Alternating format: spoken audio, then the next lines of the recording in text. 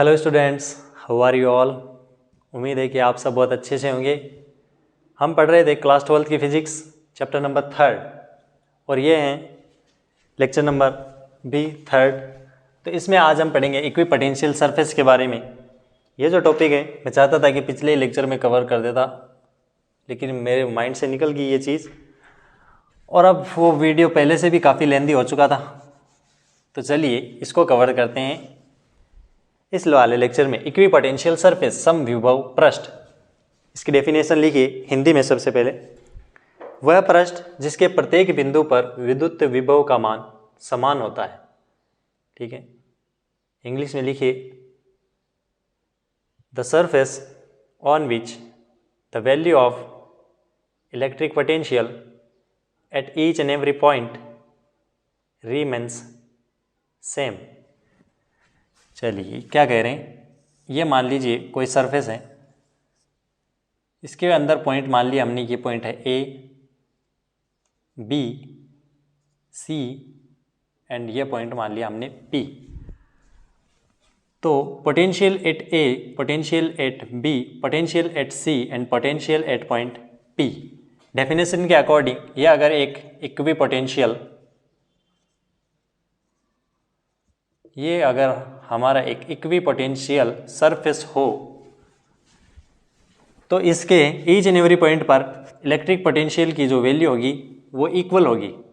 तो ये होगी all points, electric potential at all points are equal. ठीक है, अब इसकी लिखते हैं property, properties of equipotential surface. तो property number first, for point charge, a point charge forms spherical equipotential surface। ठीक है, कोई पॉइंट चार्ज होगा, नेगेटिव या पॉजिटिव कुछ भी, वो अपने इर्द गिर्द एक अपने अराउंड एक स्फेरिकल इक्विपोटेंशियल सरफेस जो है वो बनाएगा। Property number second, the electric potential difference between two points on equipotential surface is 0। ठीक है, तो इक्विपोटेंशियल सरफेस पर किन्हीं भी दो पॉइंट्स के बीच में इलेक्ट्रिक पोटेंशियल डिफरेंस 0 होता है। ठीक है, फॉर पॉइंट चार्ज, ये property number second, point charge forms spherical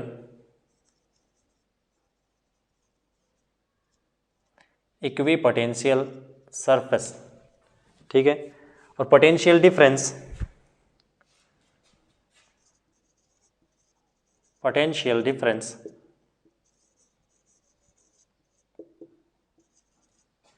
on equipotential surface, equipotential surface is 0। ठीक है, कैसे, मान लीजिए ये कोई, इसके इक्विपोटेंशियल सरफेस के अंदर दो पॉइंट हैं P एंड Q। ठीक है, ये दो पॉइंट हैं किसी सरफेस के अंदर P एंड Q। ठीक है, तो इसका पोटेंशियल डिफरेंस कैसा लिखा जाएगा, potential difference is equal to VP minus का VQ। ठीक है, इसके अंदर से किसी भी फाइनल हाइयर, किसी को भी लोअर लिया जा सकता है। हाइयर को लिखा जाता है पॉजिटिव के टर्म में और लोअर जो पोटेंशियल पर होता है उसे लिखा जाता है नेगेटिव में। ठीक है, तो ये अगर ये सरफेस अगर इक्विपोटेंशियल सरफेस हो तो इस पर पोटेंशियल डिफरेंस कितना हो जाएगा, 0। अगर VP, ये अगर इक्विपोटेंशियल सरफेस होगा तो VP is equal to VQ is equal to V। यहाँ पर पोटेंशियल हमने मान लिया इन दोनों पर, चूंकि ये इक्विपोटेंशियल सरफेस है तो पोटेंशियल होगा बराबर। तो यहाँ से पोटेंशियल डिफरेंस VP माइनस का VQ is equal to del V। तो यहाँ से डेल V पोटेंशियल डिफरेंस, ये दोनों बराबर, तो आ जाएगा 0। ये कर दिया हमने प्रूफ। ठीक है, नोट कीजिएगा property number second. Property number third, work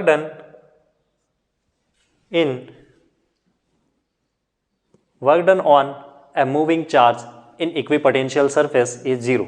ठीक है, तो वर्क डन ये कह रहे हैं कि इक्विपोटेंशियल सरफेस में किसी भी चार्ज पर 0 होता है। ठीक है, तो कैसे होगा देखिए, वर्क डन, चूँकि पोटेंशियल डिफरेंस को हम लिखते हैं वर्क डन के टर्म में, del V is equal to work done upon में चार्ज। तो यहाँ से potential difference equipotential surface के लिए 0, तो वर्क डन बराबर हो जाएगा यहाँ से 0। ठीक है, ये हो गया 0 अपॉन W अपॉन में Q, तो वर्क डन यहाँ से आ जाएगा 0। ये प्रॉपर्टी नंबर 3। प्रॉपर्टी नंबर 4 की बात करते हैं। Direction of electric field, direction of electric field is always perpendicular to equipotential surface.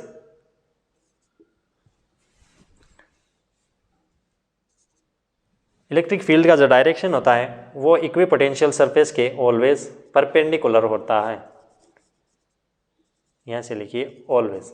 ठीक है, इसका भी प्रूफ देखिएगा, क्योंकि हमें पता है कि potential difference in the term of electric field E dot dr से, ये हमने रिलेशन बिल्ड किया था पिछले लेक्चर्स में electric field and electric potential के बीच में।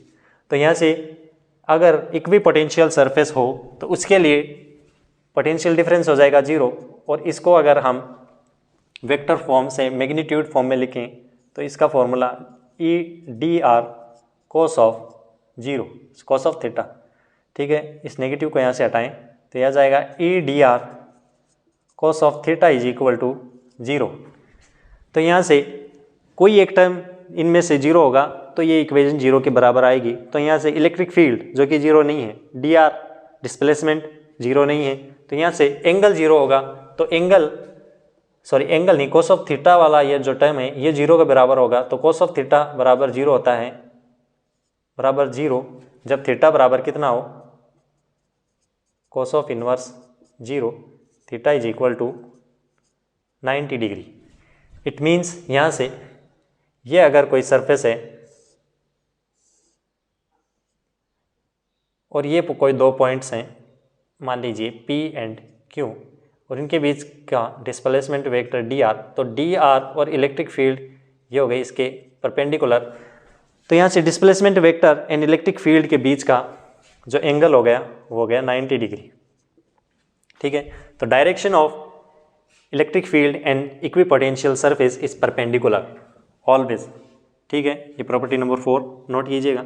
चलिए ये वाला नोट कर लीजिए, ये इंपॉर्टेंट। चलिए अब देखिए प्रॉपर्टी नंबर 5। प्रॉपर्टी नंबर 5 क्या है, two equipotential surfaces, two equipotential surfaces never, या इसको अगर लिखें can never intersect each other, कभी भी एक दूसरे को नहीं काट सकते। ठीक है, इस वाली प्रॉपर्टी को आप प्रॉपर्टी नंबर 6 है और ज़्यादा आसानी से समझेंगे। यहाँ तक नोट कीजिए, नोट कर लिया। चलिए ये मिटा रहा हूँ मैं ऊपर वाला। अब देखिए ये कह रहे हैं कि कोई भी दो इक्विपोटेंशियल सरफेसेस जो हैं वो एक दूसरे को कभी भी इंटरसेक्ट नहीं करेंगे। प्रॉपर्टी नंबर 6 देखिए, इससे आपको इसमें समझने में आसानी होगी। देखिएगा property number 6, the value of light has gone.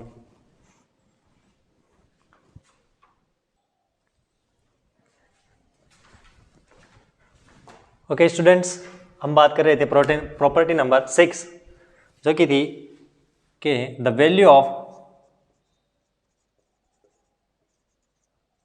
Of equipotential, short में लिख रहा हूँ मैं इक्विपोटेंशियल, चलिए पूरा लिख देता हूँ। The value of equipotential surfaces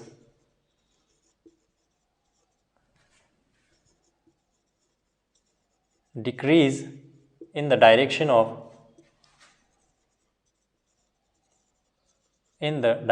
of electric field. ठीक है, इलेक्ट्रिक फील्ड के डायरेक्शन में इक्विपोटेंशियल सरफेसेस की वैल्यू डिक्रीज करती है। वही इलेक्ट्रिक पोटेंशियल के अकॉर्डिंग मान लीजिए यहाँ पर अगर कोई सरफेस है,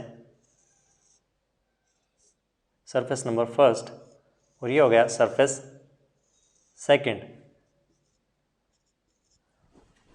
ठीक है। तो यहाँ से अगर ये डायरेक्शन हो इलेक्ट्रिक फील्ड का, तो इलेक्ट्रिक फील्ड के डायरेक्शन में चूंकि हम पढ़ चुके हैं पोटेंशियल जो है वो डिक्रीज करता है, तो इसी के अकॉर्डिंग इस सरफेस पर का पोटेंशियल एक अलग वैल्यू रखेगा, जबकि इसका पोटेंशियल जो है वो एक अलग वैल्यू रखेगा, और इस इलेक्ट्रिक फील्ड के डायरेक्शन में पोटेंशियल डिक्रीज करता है, तो यहाँ से सेकंड सरफेस का जो इलेक्ट्रिक पोटेंशियल की जो वैल्यू होगी वो फर्स्ट सरफेस से लेस देन होगी, लेस देन फर्स्ट। मान लीजिए अगर इसका पोटेंशियल है V1 और इसका पोटेंशियल है V2, then potential of V1 greater than होगा पोटेंशियल एट V2। किसके अकॉर्डिंग? इस फॉर्मूले के according del V is equal to negative of electric field का direction dot product with displacement vector, ठीक है। जैसे जैसे इलेक्ट्रिक फील्ड इंक्रीज करेगा इलेक्ट्रिक पोटेंशियल डिक्रीज करेगा, ठीक है। और इसी के अकॉर्डिंग हम समझ सकते हैं प्रॉपर्टी नंबर 5 को कि दो अलग अलग वैल्यूज रखने वाले इक्वी पोटेंशियल सरफेसेस जो इलेक्ट्रिक फील्ड में अलग अलग रखे हों वो एक दूसरे को कभी भी इंटरसेक्ट नहीं कर सकते। चलिए ये हो गई बातें इक्वी पोटेंशियल सरफेस के बारे में। अब हम आगे पढ़ते हैं, नोट कीजिएगा, यहाँ तक नोट कीजिए।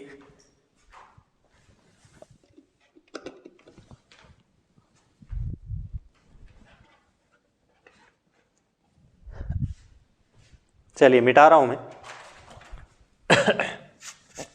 अब हम पढ़ते हैं पोटेंशियल एनर्जी, जो कि इस लेक्चर का मोस्ट इम्पॉर्टेंट पार्ट है, और उसी पर सारी बातें हमको असल में करनी है।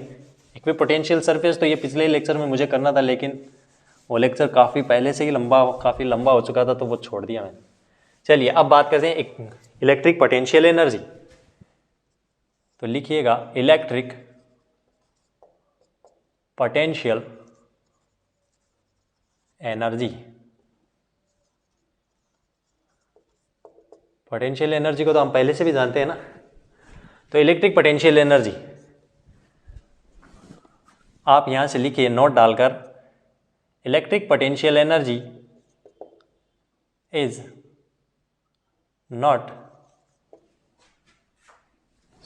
Electric potential energy cannot be defined for single charge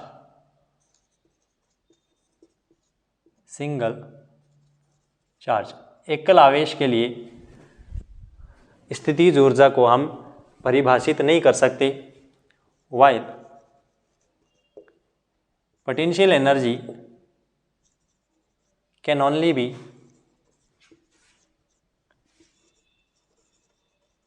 defined for, word ये ध्यान में रखिएगा, सिस्टम ऑफ चार्जेस, ठीक है। सिस्टम ऑफ चार्जेस के लिए इलेक्ट्रिक पोटेंशियल एनर्जी डिफाइंड है, ये नोट लगाकर लिखिए। चलिए मिटा रहा हूं मैं। इलेक्ट्रिक पोटेंशियल एनर्जी की definition, the work done in moving a charge from infinite to a point in electric field is equal to electric potential energy, ठीक है। तो यहां से इलेक्ट्रिक पोटेंशियल एनर्जी ये हो गई डेफिनेशन। अब पढ़ते हैं electric potential energy for two charges, क्योंकि पॉइंट चार्ज के लिए हम इसको डिफाइन नहीं कर सकते। पढ़ा है ना हमने अभी अभी वो नोट, इसीलिए तो लिखाया था वो नोट कि electric potential energy single charge के लिए पॉसिबल नहीं है डिफाइन करना, हम करेंगे टू चार्जेस के लिए।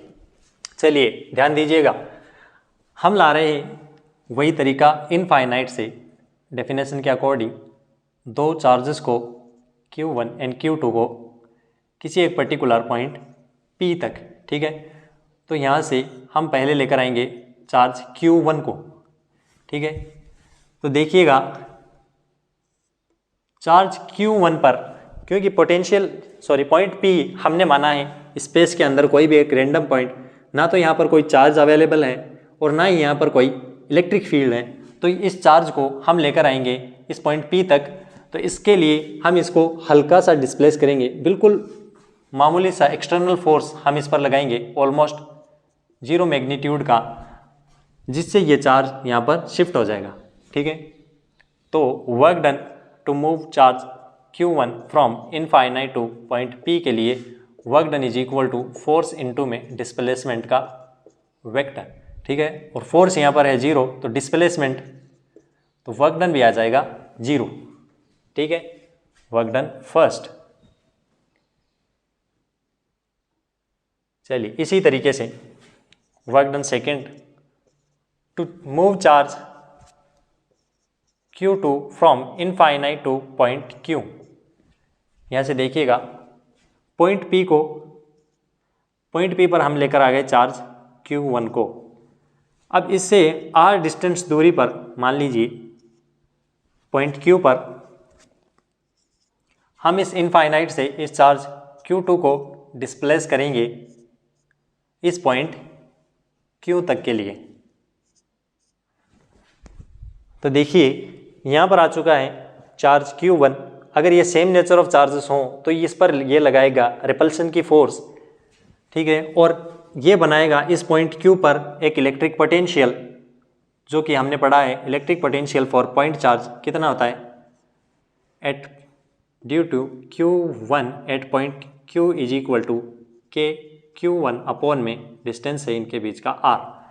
ठीक है, तो ये हो गया यहाँ पर पोटेंशियल। तो इस पोटेंशियल में हम लाएंगे Q2 चार्ज को to move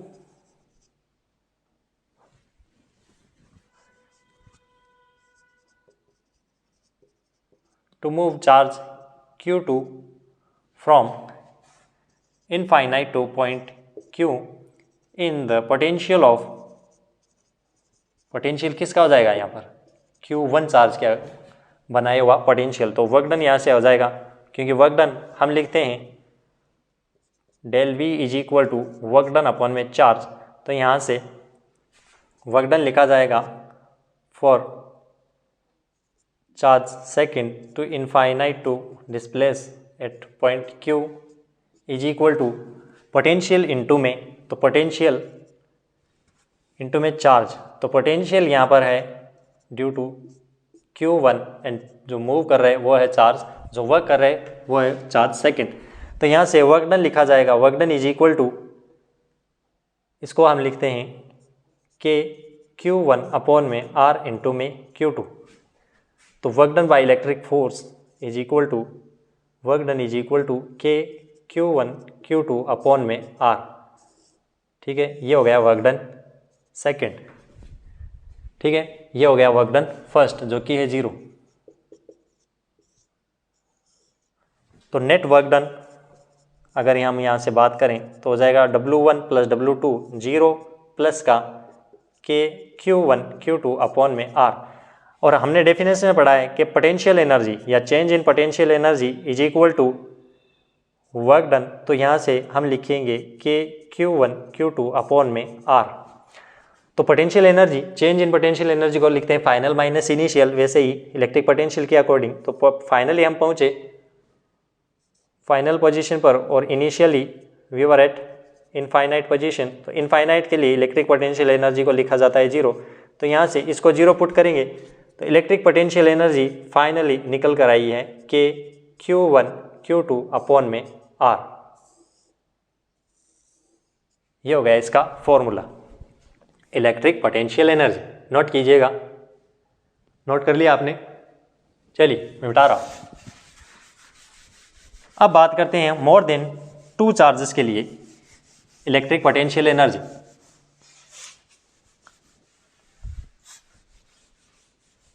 electric potential energy for 2 charges के लिए हमने देख लिया है। अब बात करते हैं मोर देन 2 चार्जेस के लिए electric potential energy for more than 2 charges. अब कितनी भी हो सकती है चार्जेस, 3 4 या कितने भी। मान लीजिए ये है कोई 3 पॉइंट्स,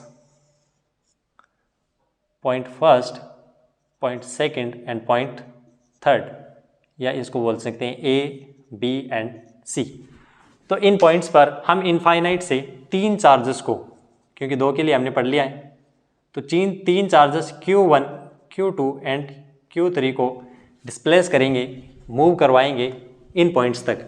तो सबसे पहले हम मूव करवाएंगे चार्ज फर्स्ट को इस पॉइंट ए पर। तो क्या पॉइंट ए पर कोई चार्ज पहले से है? जी नहीं। क्या इलेक्ट्रिक फील्ड यहाँ पर है? जी नहीं। तो इस पर कोई भी फोर्स नहीं लगेगी। तो उसी जो हमने पहले पढ़ा था उसी के अकॉर्डिंग हम Q1 को मूव करवाएंगे इस पॉइंट ए पर। तो कोई भी यहाँ पर पोटेंशियल पहले से नहीं है, तो इस पर वर्क डन देखिए, और कोई भी फोर्स नहीं लग रही to move charge Q1 at point ए।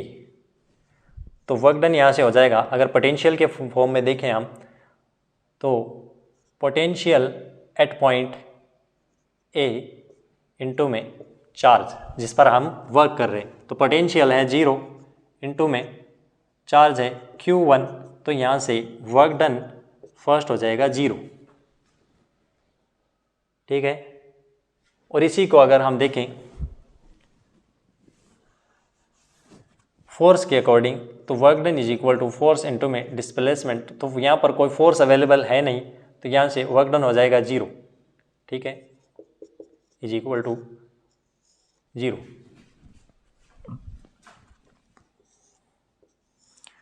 अब मूव करवाते हैं चार्ज Q2 को। To move charge Q2 at point B in the potential of चलिए अब देखिएगा, इससे नेक्स्ट स्टेप हमने मूव करवाया है चार्ज Q1 को इस पॉइंट पर A पर, और इनके बीच का रिलेटिव डिस्टेंस अगर हम लिखें तो यहाँ से हम लिख सकते हैं relative distance between first and second, between second and third, between first and third. तो यहाँ से अब हम मूव करवाएंगे, यहाँ पर आ गया चार्ज Q1। अब इनफाइनाइट पर Q2 एंड Q3, तो इन चार्जेस को हम मूव करवाएंगे। चार्ज सेकंड को हम लेकर आएंगे पॉइंट B पर। तो क्या इस पॉइंट B पर कोई फोर्स है? जी नहीं। इस पॉइंट B पर इस पॉइंट चार्ज Q1 की वजह से क्या इलेक्ट्रिक पोटेंशियल होगा? सोच कर बताइए आराम से, क्या इस पॉइंट चार्ज Q1 की वजह से पॉइंट B पर कोई पोटेंशियल होगा? बिल्कुल होगा। तो अब देखिएगा, इस पॉइंट चार्ज Q1 की वजह से इस पॉइंट B पर जो पोटेंशियल होगा उसकी वैल्यू हो जाएगी at due to Q1 is equal to K Q1 upon में R, इनके बीच का रिलेटिव डिस्टेंस जो कि है 1 एंड 2। तो in the potential of charge Q1, ठीक है। तो यहाँ से work done is equal to work done second बोल सकते हैं इसको, work done second is equal to move charge from infinite to a point B, और पोटेंशियल यहाँ पर बन रहा है Q1 चार्ज का इंटू में हम फोर वर्क करें Q2 चार्ज पर। तो यहाँ से पोटेंशियल है K Q1 अपॉन में R इंटू में Q2। तो वर्क डन सेकेंड निकल कर आएगा K Q1 Q2 अपॉन में R, इनके बीच का रिलेटिव डिस्टेंस जो कि है 1 एंड 2, ठीक है। और हमने पढ़ा है कि work done is equal to potential energy. तो यहाँ से potential energy first is equal to 0, यहाँ से potential energy second is equal to K Q1 Q2 upon में R12, ठीक है। अब तीसरा स्टेप हम लेकर आएंगे चार्ज थर्ड को। तो देखिएगा, यहाँ पर आ चुका है चार्ज Q2, यहाँ पर आ चुका है चार्ज Q1, और इनके बीच का रिलेटिव डिस्टेंस 1 2 2 3 एंड 1 3। इनफाइनाइट पर है चार्ज Q3। तो Q2 को हमने मूव करवाया इस पर्टिकुलर पॉइंट B पर। अब Q3 को मूव करवाएंगे इस पॉइंट C पर, ठीक है। To move charge Q3 from infinite to point C, in the potential of, जी अब बताइएगा पोटेंशियल किसका है, in the potential of charge, ये नहीं लिख रहा मैं, चलिए इन द पोटेंशियल ऑफ, यहाँ पर इस पॉइंट सी पर कौन कौन से चार्जेस हैं जो पोटेंशियल बनाएंगे? क्या Q1 यहाँ पर कोई पोटेंशियल बनाएगा? अपने से r डिस्टेंस दूर पर बिल्कुल बनाएगा। कितना बनाएगा? Potential due to Q1 at this point is equal to K Q1 upon में रिलेटिव डिस्टेंस 1 3। और क्या Q2 चार्ज यहाँ पर कोई पोटेंशियल बनाएगा? क्योंकि ये पॉइंट चार्ज इससे r डिस्टेंस पर, हमें फॉर्मूला पता है पोटेंशियल का, तो due to Q2 is equal to K Q2 upon में इनका रिलेटिव डिस्टेंस जो कि है 2 और 3।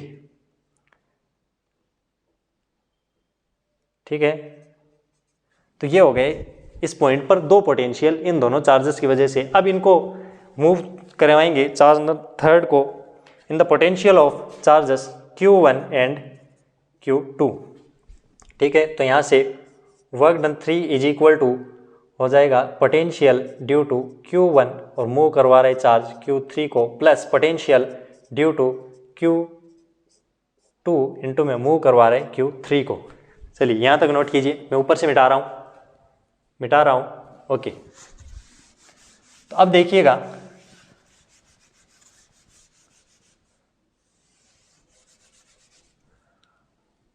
यहाँ से work done third is equal to potential due to Q1 K Q1 upon में इनका बीच का रिलेटिव डिस्टेंस जो कि 1 3 प्लस इंटू में Q3 पहले से ही, प्लस के Q2 चार्ज और Q3 अपॉन में इनका बीच का रिलेटिव डिस्टेंस जो कि है 2 3। ठीक है, तो नेट वर्क डन बराबर कितना आ जाएगा? वर्क डन फर्स्ट जो कि था 0, वर्क डन सेकेंड के Q1 Q2 अपॉन में R12 और वर्क डन थर्ड जो कि है के Q1 Q3 अपॉन में R13 प्लस के Q2 Q3 अपॉन में R23, और ये हो जाएगा पोटेंशियल के बराबर। तो potential is equal to K Q1 Q2 upon में R12 प्लस के Q1 Q3 अपॉन में R13 प्लस के Q2 Q3 अपॉन में R23। ओके, ये आ गया फाइनली पोटेंशियल का फॉर्मूला। तो इसको डिराइव करना इतना भी मुश्किल नहीं था। क्या मुश्किल था इसको डिराइव करना? जी नहीं। लेकिन अगर आपको मोर देन 3 4 एंड 5 चार्जेस दे दिए जाएं तो ये मेथड आपके लिए काफ़ी डिफिकल्ट होगा। पहले ये नोट कीजिए। चलिए अब देखिए इसका शॉर्ट तरीका कि हम इसको बिल्कुल सेकंडों में ही कैसे डिराइव कर सकते हैं, चाहे हमें कितने भी चार्जेस क्यों ना दे दिए जाएं। देखिए इसका तरीका, हमने लिए थे 3 पॉइंट और उन पर लिए थे चार्जेस शिफ्ट करवाए थे इनफाइनाइट से इन पॉइंट पर Q1 Q2 एंड Q3। ठीक है, तो सबसे पहले हमें कोई भी एक चार्ज इन तीनों में से पुट कर लेना है। मान लीजिए हमने लिया है Q1, तो इसका रिलेशन बनाएंगे इस Q2 के साथ। तो Q1 एंड Q2 के बीच में बना रिलेशन जिससे निकल कर आया कि Q1 Q2 अपॉन में R12, Q1 एंड Q2 के बीच का रिलेशन। फिर उसके बाद बनाएंगे अनदर चार्ज Q3 के साथ में, तो इनके बीच का रिलेशन बनेगा कि Q1 Q3 अपॉन में R13 प्लस, तो Q1 का जितने भी अनदर चार्जेस थे उनके साथ में बन गया रिलेशन। अब Q2 चार्ज का रिलेशन इन चार्जेस के साथ, क्या Q2 चार्ज का रिलेशन Q1 के साथ बन चुका है? जी बिल्कुल बन चुका है। यहाँ देखिएगा Q2 का रिलेशन बन चुका है Q1 चार्ज के साथ। क्या Q3 के साथ बना है? बिल्कुल नहीं। तो हम बनाएंगे रिलेशन Q2 का चार्ज Q3 के साथ में, तो ये बनेगा कि Q2 Q3 अपॉन में R23। ठीक है, अब देखिए चार्ज थर्ड जो बचा हुआ है, तो इसका रिलेशन क्या फर्स्ट के साथ बन चुका है? जी बिल्कुल बन चुका है। यहाँ देखिए, फिर बात करते हैं दूसरे चार्ज के साथ में, तो क्या Q3 का Q2 के साथ में रिलेशन बन चुका है? बिल्कुल बन चुका है। तो ये हो गया इसका फाइनल फॉर्मूला। हमें बनाना है किन्हीं भी दो चार्जेस के बीच में रिलेशन जिससे ये फॉर्मूला आसानी से हम डिराइव कर सकते हैं। ठीक है, अगर यहाँ पर कोई Q4 भी चार्ज दिया होता तो उसके लिए भी हम बनाते Q1 का रिलेशन Q4 के साथ में, Q2 का रिलेशन Q4 के साथ में एंड Q3 का रिलेशन Q4 के साथ। चलिए समझ में आया, आई होप आपको समझ में आया होगा। चलिए अब देखिए आगे, अब हम बात करते हैं electric potential energy and work done due to electric dipole. Electric dipole याद होगा ना, इलेक्ट्रिक डाइपोल क्या चीज़ है? कोई पहली बार वर्ड तो नहीं सुना आपने, ऐसा आपके साथ होना तो नहीं चाहिए। हम पढ़ चुके हैं पिछले लेक्चर्स में, लेक्चर जिसका था चैप्टर नंबर 1 इलेक्ट्रिक डाइपोल, और चैप्टर नंबर 2 में भी हमने पढ़ा था electric potential due to electric dipole. अब देखिए electric potential energy for electric dipole, सबसे पहले हम पढ़ते हैं वर्क डन।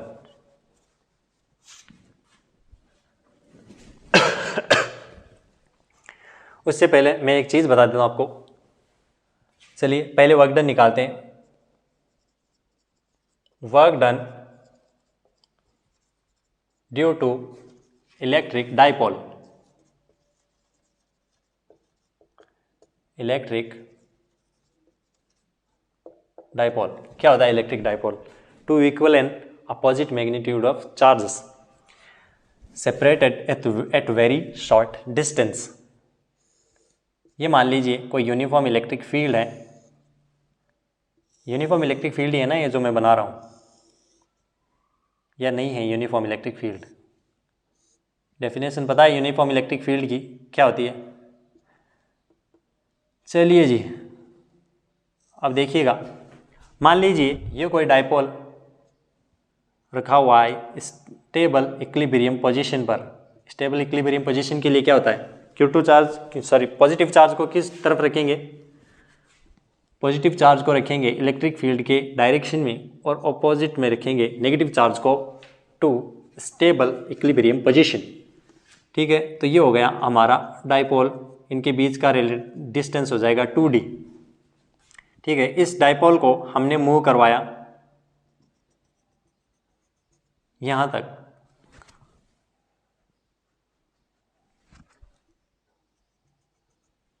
ठीक है, ये हो गया हमारा डाइपोल जो कि मूव कर गया एंगल θ1 से।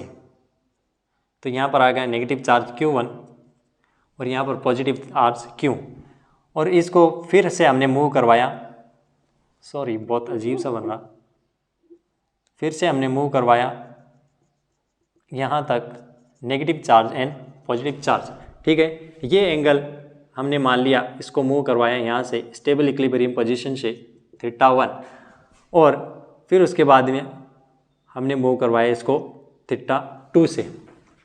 ठीक है, और ये हो गया डायरेक्शन ऑफ इलेक्ट्रिक फील्ड।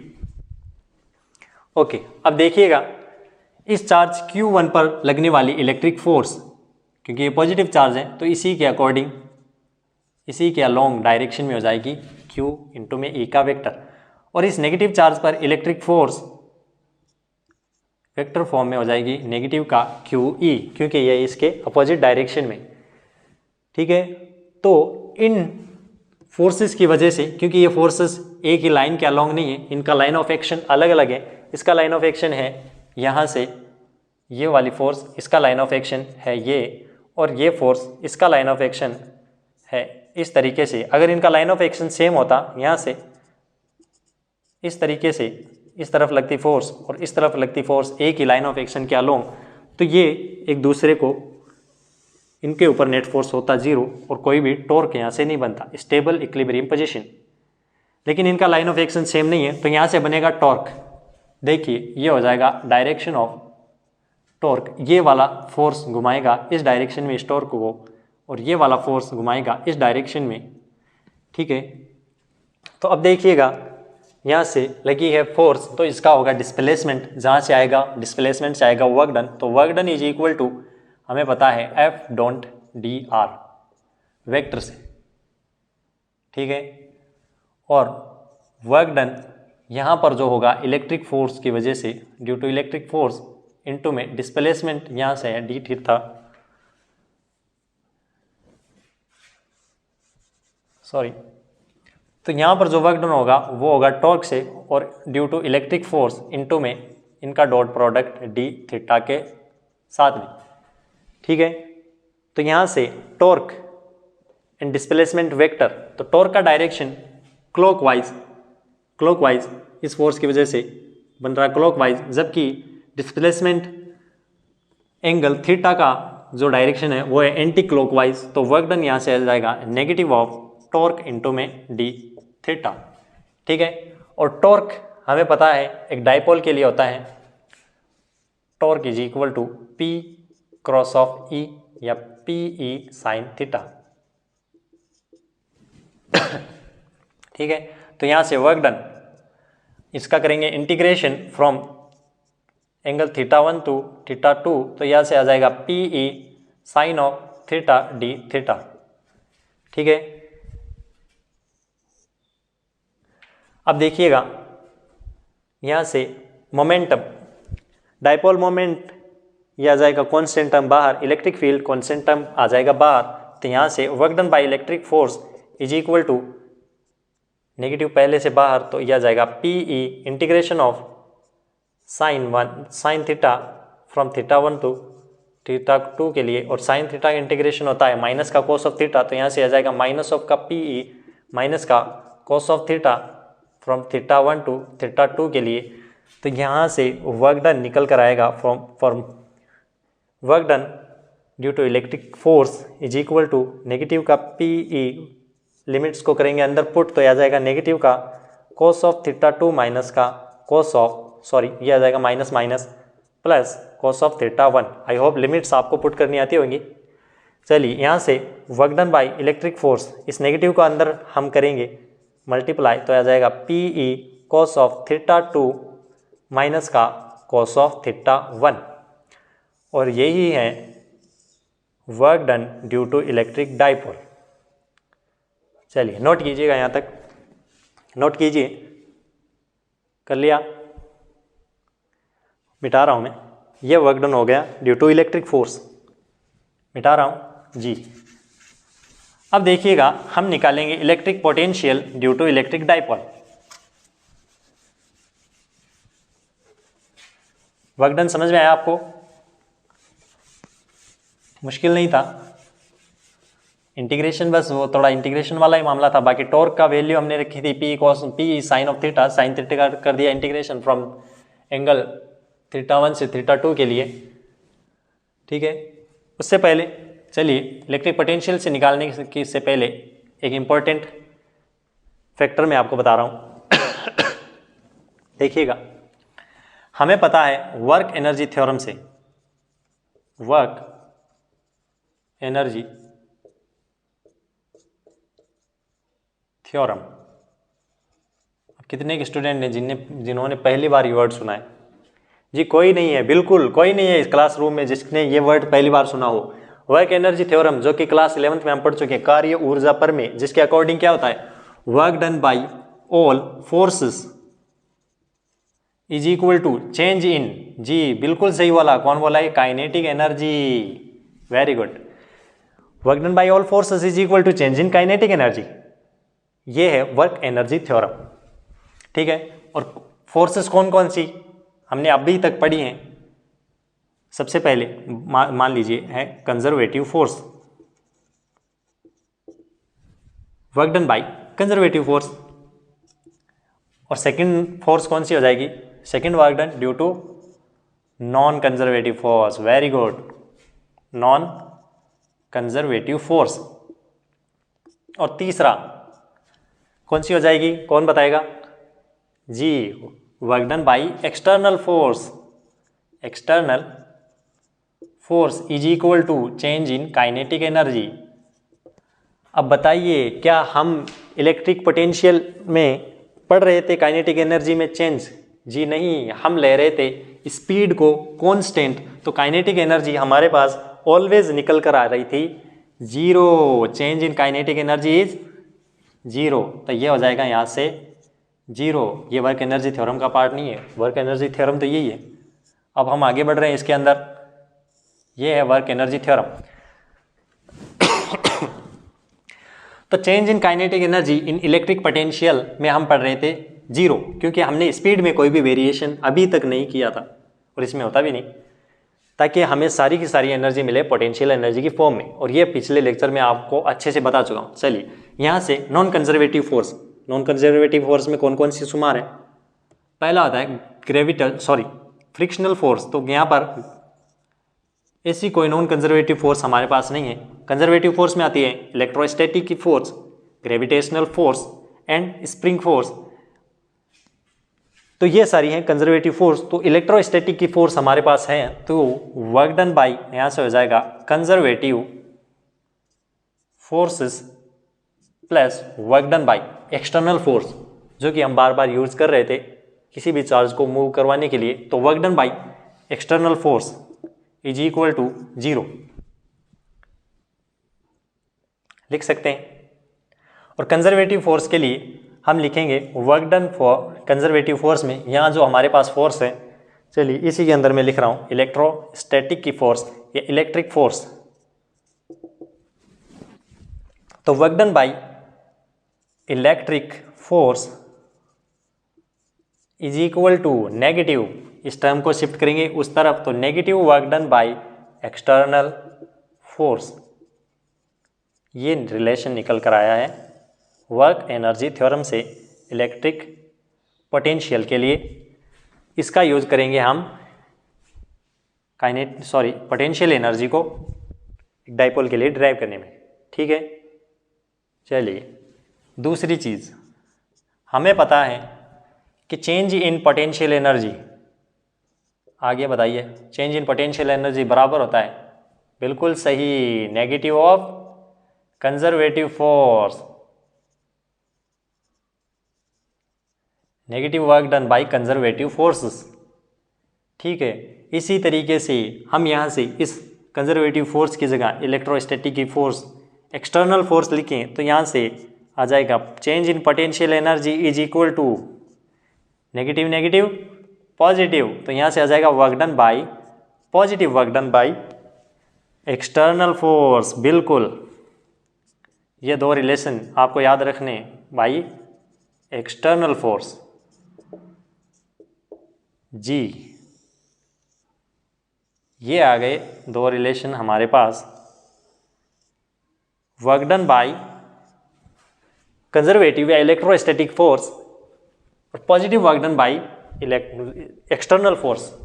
तो ये थी वर्क एनर्जी थ्योरम एंड इसके बीच में इससे हमने निकाले ये दो फैक्टर्स। ठीक है, नोट कीजिएगा। चलिए अब पढ़ते हैं electric potential energy due to a dipole. अपनी सीट की पेटी बांध लीजिए, मौसम बिगड़ने वाला है। चलिए, कोई मौसम नहीं बिगड़ेगा, काफ़ी अच्छे से आपको ये चीज़ें सारी समझ में आ जाएंगी। इतना डिफ़िकल्ट थोड़ी है, मैं हर चीज़ आपको क्लियरली खोल के तो बता रहा हूँ, है ना। समझ में आ रही है? बिल्कुल आ रही है सर। चलिए आगे, यहाँ से electric potential energy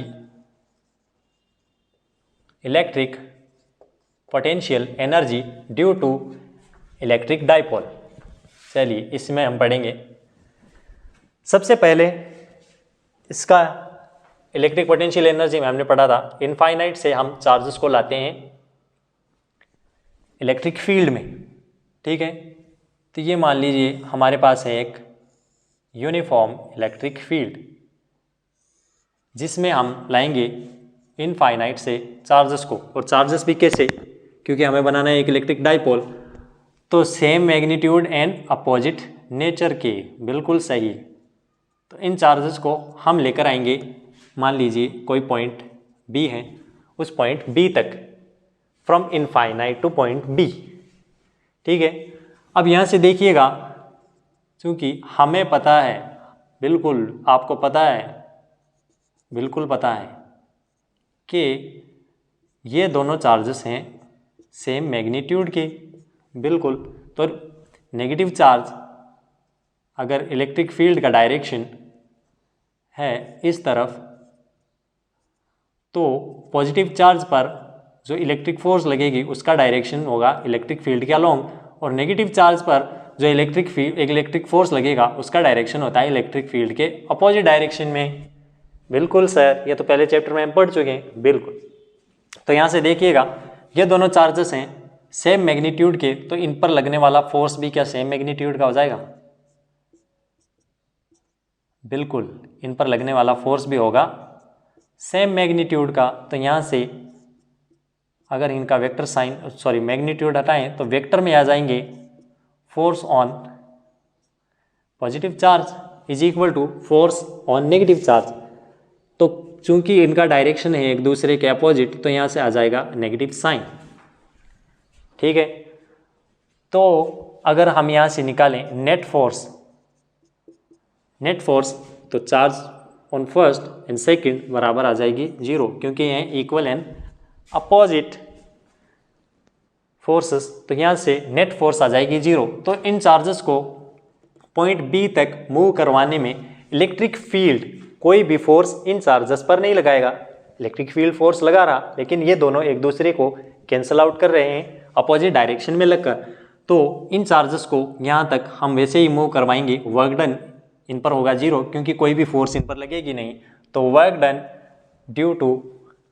work done on charge negative and positive to move from infinite to point B, क्योंकि कोई फोर्स है नहीं, फोर्स इनटू में डिस्प्लेसमेंट, तो फोर्स कोई है नहीं, डिस्प्लेसमेंट तो हो रहा, तो यहाँ से वर्क डन आ जाएगा 0। ठीक है, वर्क डन फर्स्ट निकल कर आया 0। ठीक है, ये हो गई यहाँ तक की बात जब हमने इन दोनों चार्जेस को पहुँचाया इस पॉइंट पर। उसके बाद बात करते हैं जब हम दोनों चार्जेस को लेकर आ गए इलेक्ट्रिक फील्ड के अंदर। तो अब देखिएगा ये पॉइंट है बी और हमें बनाना है एक डाइपोल। तो हम क्या करेंगे, नेगेटिव या पॉजिटिव किस चार्ज को भेजेंगे यहाँ पर? जी बिल्कुल, हमें चाहिए स्टेबल इक्विलिब्रियम पोजीशन। तो उसके लिए हम भेजेंगे नेगेटिव चार्ज को इलेक्ट्रिक फील्ड के अपोजिट डायरेक्शन में, पॉजिटिव को रखेंगे यहीं पर ताकि बना रहे स्टेबल इक्विलिब्रियम पोजीशन। ठीक है, तो नेगेटिव चार्ज को शिफ्ट करेंगे इस तरफ। तो अब देखिएगा इस नेगेटिव चार्ज पर इलेक्ट्रिक फील्ड के अपोजिट डायरेक्शन में लगेगा इलेक्ट्रिक फोर्स। ठीक है, चूँकि हमें इसकी स्पीड में नहीं चाहिए वेरिएशन, हमें नहीं चाहिए चेंज इन काइनेटिक एनर्जी, तो हम equal and opposite magnitude, almost equal magnitude के लगाएंगे एक्सटर्नल फोर्स। ठीक है, तो यहाँ से हमने लगा दी इस नेगेटिव चार्ज पर एक्सटर्नल फोर्स। ठीक है, वर्क डन हो गया by external agent to move this charge from B to point A. और डायपोल के बीच का डिस्टेंस हम ले रहे हैं यहाँ से 2d, जो अब तक हम लेते आ रहे थे। तो work done second to move charge negative Q from point B to A के लिए, यहाँ से देखिएगा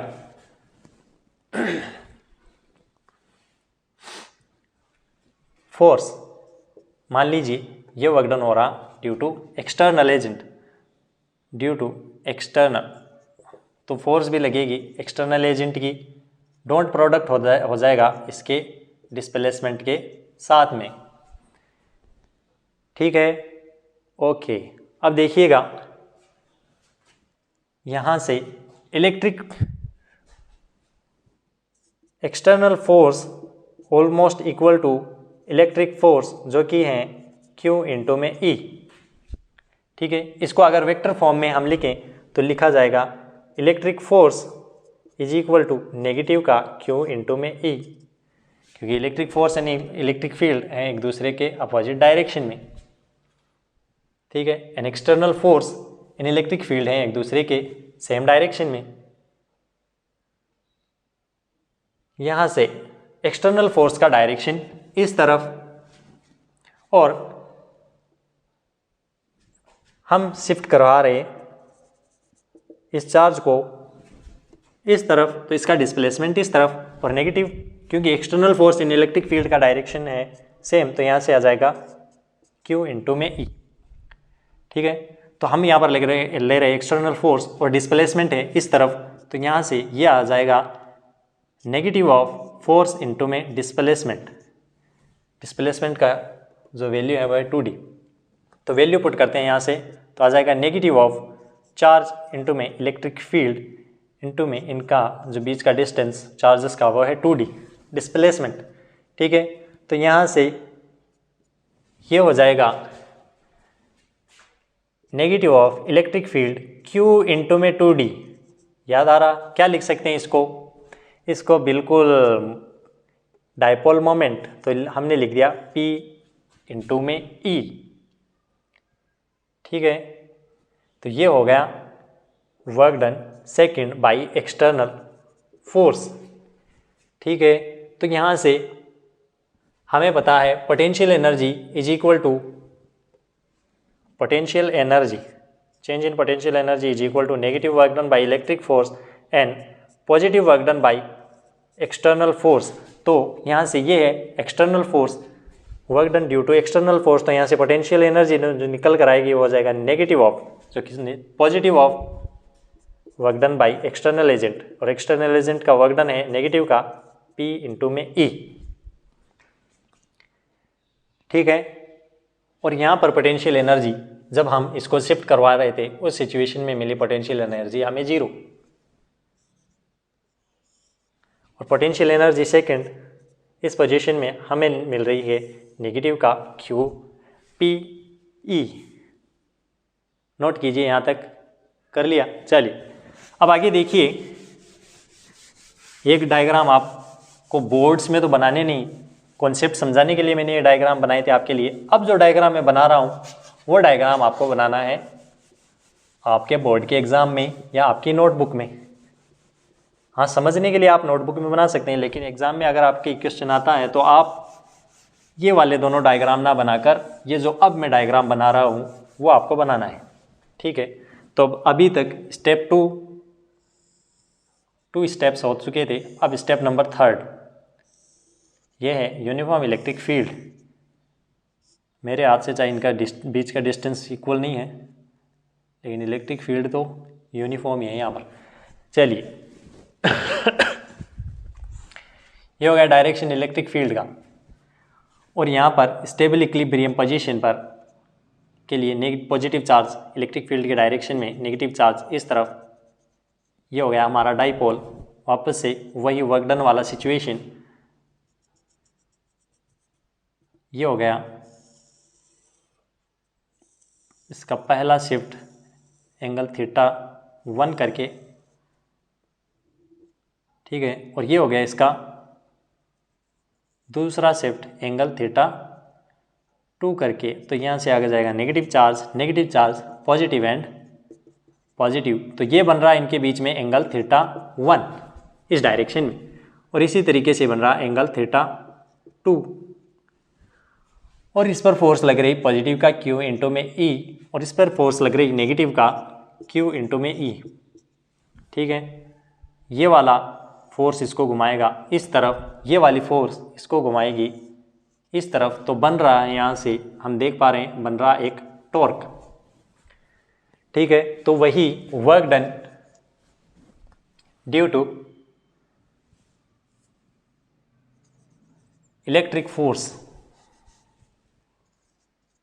इज इक्वल टू टॉर्क बन रहा है इलेक्ट्रिक फोर्स की वजह से इंटू में डिस्प्लेसमेंट d θ। ठीक है, इसका करेंगे इंटीग्रेशन साइन बाद में लगाएंगे। तो हमें पता है कि इनके बीच का एंगल कितना है, टॉर्क का direction clockwise and displacement angle θ का डायरेक्शन एंटी क्लॉकवाइज, तो यहाँ से एंगल इज इक्वल टू 180। तो हम लिख सकते हैं नेगेटिव ऑफ θ टॉर्क इंटू में d θ। तो इसका कर देंगे इंटीग्रेशन बाय इलेक्ट्रिक फोर्स के लिए नेगेटिव ऑफ वापस से वही θ1 से लेकर θ2 कर तो इसका इंटीग्रेशन, और टॉर्क हमें पता है यहाँ पर है PE साइन θ इंटू में d θ। ठीक है, तो यहाँ से हम लिख सकते हैं नेगेटिव ऑफ P को निकालेंगे बाहर, इलेक्ट्रिक फील्ड को निकालेंगे बाहर, क्योंकि ये कांस्टेंट टर्म्स θ1 से θ2 तक इंटीग्रेशन करेंगे साइन ऑफ θ का इंटू में d θ के रिस्पेक्ट में। यहाँ से निकल कर आएगा नेगेटिव ऑफ PE वापस से वही cos ऑफ θ1 से लेकर θ2 तक, तो यहाँ से ये बन जाएगा work done by electric force is equal to negative of PE negative of cos of theta 2 positive of cos of theta 1। इस नेगेटिव को भेजेंगे अंदर तो कितना हो जाएगा,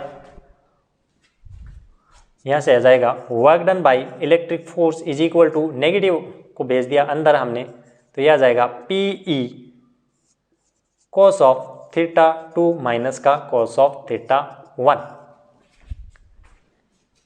ये आ गया हमारे पास work done by electric force. तो हमें पता है क्योंकि पोटेंशियल एनर्जी, इसको मान लिया U third, potential energy is equal to shift this charge from theta 1 से लेकर थीटा 2 तक के लिए is equal to work done by electric force, जो कि है नेगेटिव आता है इस वाले वर्क एनर्जी थ्योरम के अकॉर्डिंग। हमने पढ़ा था change in potential energy is equal to negative work done by electric force. तो यहाँ से आ जाएगा नेगेटिव का पीई, इलेक्ट्रिक फोर्स की value P E cos of theta 2 minus का cos ऑफ थीटा 1।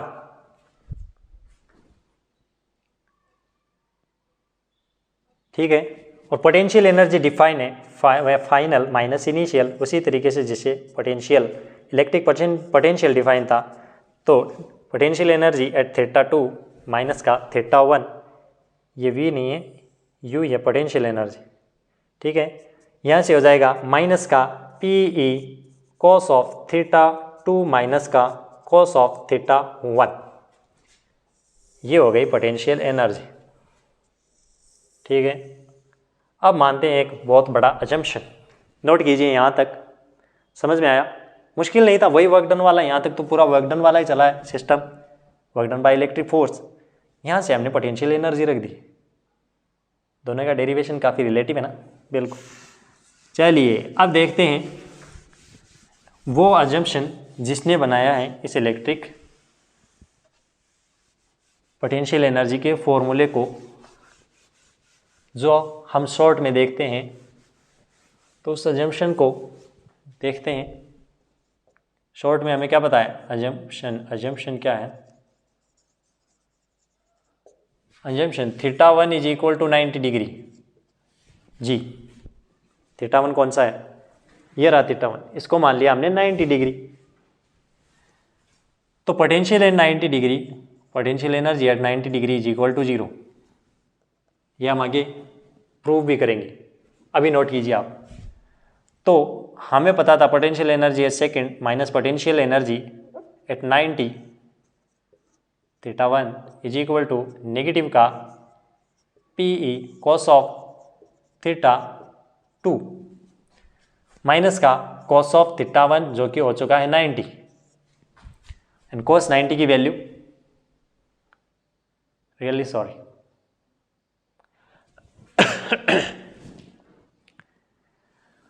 सॉरी, यह अजम्पशन 90 की से नहीं था, यह अजम्पशन था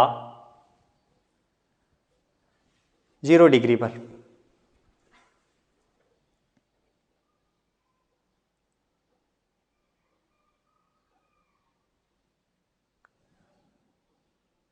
जी, यहाँ से देखिए 90 डिग्री पर पोटेंशियल एनर्जी कितनी आ गई, 0।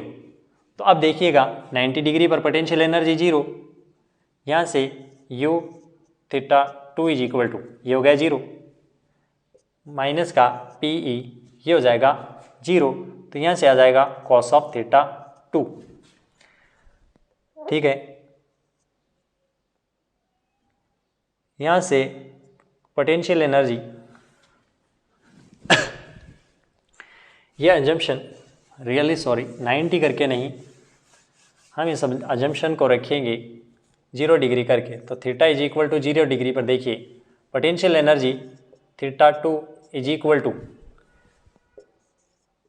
थीटा 1, हमने इसके अंदर रिप्लेस किया थीटा 2 माइनस का cos ऑफ 0 डिग्री करके। तो यहाँ से potential energy cos of theta 2 is equal to negative of P E cos of theta 2 minus का 1। अब इसको हम पोटेंशियल एनर्जी थर्ड अगर माने, ठीक है, तो यहाँ से हो जाएगा पोटेंशियल एनर्जी 1 माइनस का cos of theta. Potential energy third, ठीक है। तो ये होगी इक्वेशन नंबर, सॉरी उनकी इक्वेशन नंबर में लगाना भूल गया था, ये हो गई हमारी इक्वेशन नंबर थर्ड, क्योंकि पोटेंशियल एनर्जी की वैल्यू निकली है थर्ड, ठीक है। अब तो नेट पोटेंशियल एनर्जी यहाँ पर कितनी हो जाएगी, पोटेंशियल एनर्जी नेट, तो कितनी पोटेंशियल एनर्जी सामने पड़ी थी। सबसे पहले हम लेकर आए थे चार्जेस को इनफाइनाइट से इलेक्ट्रिक फील्ड के अंदर, जहाँ से potential energy work done zero था, तो पोटेंशियल एनर्जी फर्स्ट जो कि हमें मिली थी जीरो। दूसरा, हमने पॉजिटिव चार्ज से नेगेटिव चार्ज को पहुंचाया था 2d डिस्टेंस पर, जहाँ से पोटेंशियल एनर्जी हमें मिली थी सेकेंड। और तीसरी पोटेंशियल एनर्जी इसको θ1 से θ2 तक शिफ्ट करने में इस स्टेबल इक्विलिब्रियम पोजीशन से ये मिली थी पोटेंशियल एनर्जी थर्ड, जहाँ पोटेंशियल एनर्जी फर्स्ट जी was zero, potential energy second was negative का P इंटू में E। तो यहाँ से नेट पोटेंशियल एनर्जी ये थी जीरो और ये था नेगेटिव का PE, और ये थी पॉजिटिव की, ये रही PE 1 माइनस का कॉस ऑफ थीटा, ठीक है। तो यहाँ से इसको हम सॉल्व करेंगे तो पोटेंशियल एनर्जी फाइनली जो निकल कर आएगी वो होगा नेगेटिव P कैंसिल, ये हो जाएगा नेगेटिव का PE कॉस ऑफ थीटा। इसको अगर हम वेक्टर फॉर्म में लिखें तो final potential energy is equal to negative का P का vector dot product with electric field का वेक्टर। तो ये आ गई final potential energy due to electric dipole, ठीक है। P डॉट E, जहां P का direction from negative charge to positive charge, ये हो गया मान लीजिए डाइपोल, ये है पॉजिटिव चार्ज, ये है नेगेटिव चार्ज, तो P का डायरेक्शन यहाँ से हो जाएगा इस तरफ P वेक्टर, और इलेक्ट्रिक फील्ड का डायरेक्शन हमें पता है इस तरफ, और ये बन रहा है इनके बीच में angle theta, cos of theta, ठीक है। तो ये निकल कर आ गई potential energy due to electric dipole. Note कीजिएगा, नोट कीजिए, कर लिया नोट आपने। चलिए, आई होप यहाँ तक आपको चीज़ें समझ में आई होंगी। यहाँ पर हमारा चैप्टर नंबर थर्ड होता है ख़त्म। इलेक्ट्रिक पोटेंशियल एनर्जी हमारा था फाइनल टॉपिक। तो आई होप यहाँ तक आपको चीज़ें समझ में आई हो। Equipotential surface, work done due to electric dipole and electric potential energy due to electric dipole. तो काफ़ी डिटेल में मैंने ये सारी चीज़ें आपको समझाई हैं। बोर्ड्स में आपको इतना लिखना भी नहीं होता है असल में, इसका आप 50% भी लिखेंगे तो भी आप बोर्ड्स में इसको 100% करेक्ट कर सकते हैं। तो पढ़ाई करते रहें। All the very best. Okay ji.